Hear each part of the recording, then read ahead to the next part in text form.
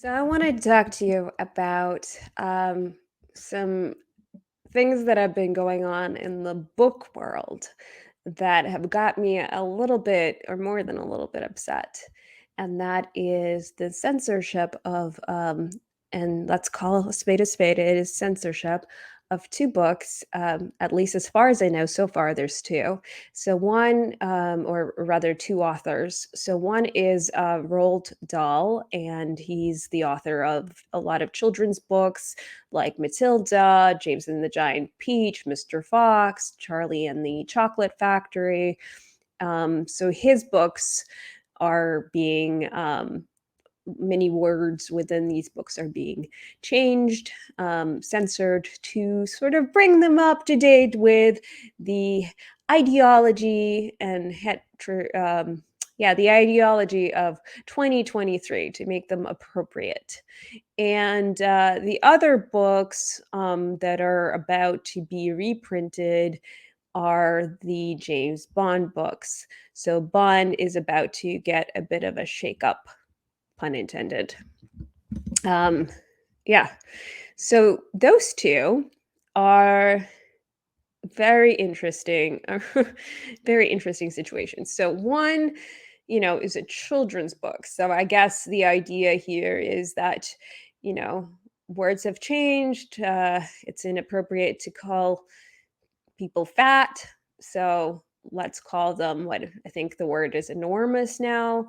And there's many other alterations. Now, look, Dahl wasn't apparently a fantastic human being. There is a lot of, one might argue there are problematic things inside within his books potentially, or with him as a human being. But also his books are very much beloved.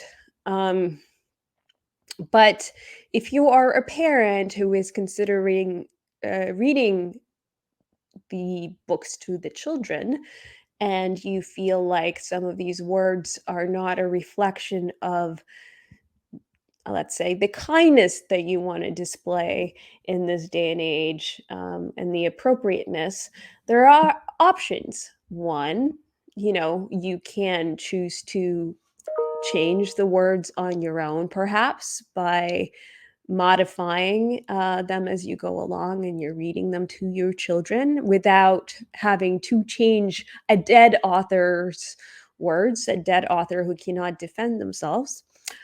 Or you can choose to read another book to your child that is more contemporary and more in tune with your current ideals.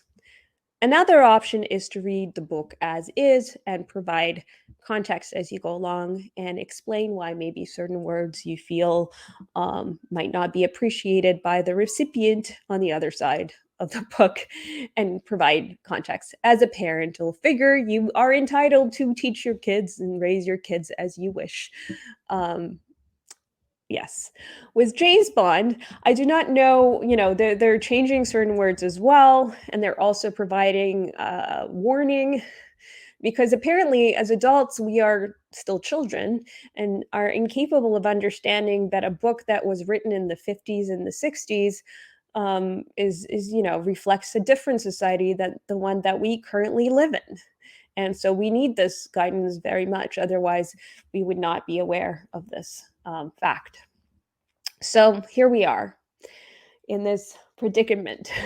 And I just find that, you know, completely reprehensible because, like I said, this is censorship. This is changing somebody's words. And I understand the rights currently belong to the state and the publishers get to choose what to do.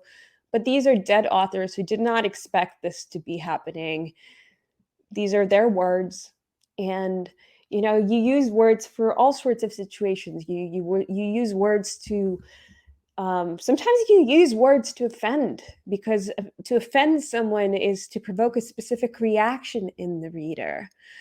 Also, you know, books are a historical record. And when you read James Bond, for example, part of that is the context of, the fact that these books were in fact written in the 50s and 60s, and the society was a different society then, is actually very important, and it's part of the reading experience, and it's part of how we learn what that society was like, how people talked, how people saw other people, how people viewed other races, how people viewed men and women.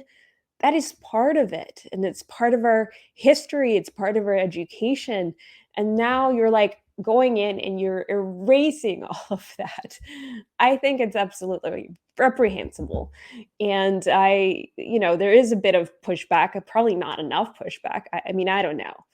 I am hoping that there's gonna be enough pushback that these publishers, see that and stop messing with these books and sort of reverse course.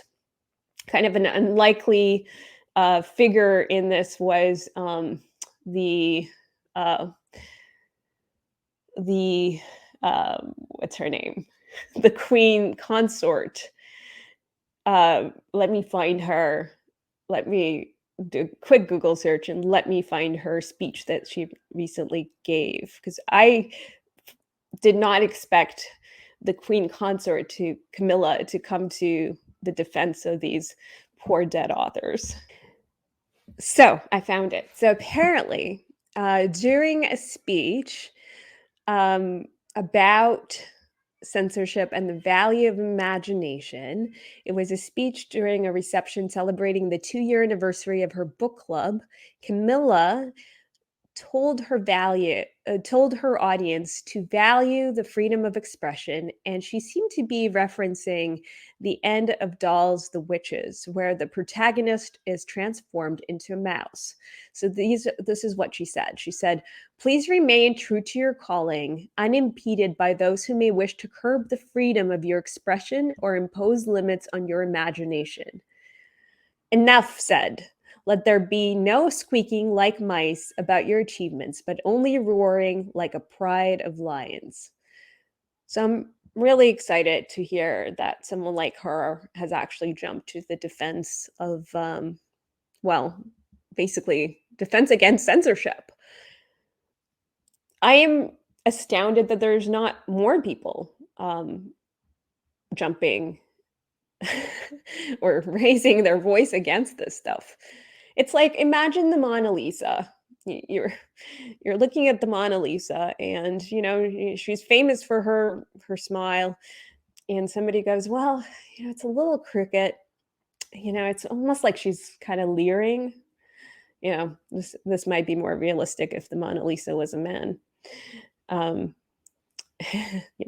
and the oppressive patriarchy and whatnot. But Mona Lisa is a little leery. Maybe we should fix her smile a little bit so it's not so creepy. And you go and you fix the Mona Lisa. I mean, that's basically what you're talking about. The idea that you could take somebody's work and you change their words is just absurd. And I'm sure right now, I mean, even, the authors, writers that are currently alive, I mean, they're fighting for words. You need to be able to express yourself freely.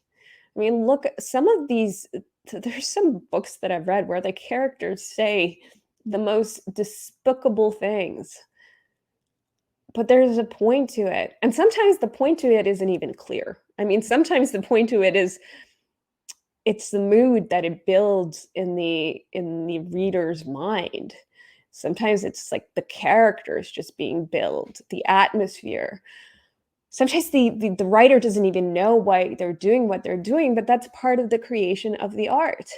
And to then do make changes to an author's a dead author's words is just, the lowest form of censorship. Not that there's a high form of censorship or anything. But hey, these are just my thoughts, and maybe you have different thoughts, or maybe you have similar thoughts. I'd love to hear them. So whether you agree or disagree, please leave your comments below. I'd love to hear them. And if you're aware of any other cases of such word changing, censorship, whatever you want to call it, please let me know in the comments below, and I'd love to hear from you. Thank you for listening to my rant.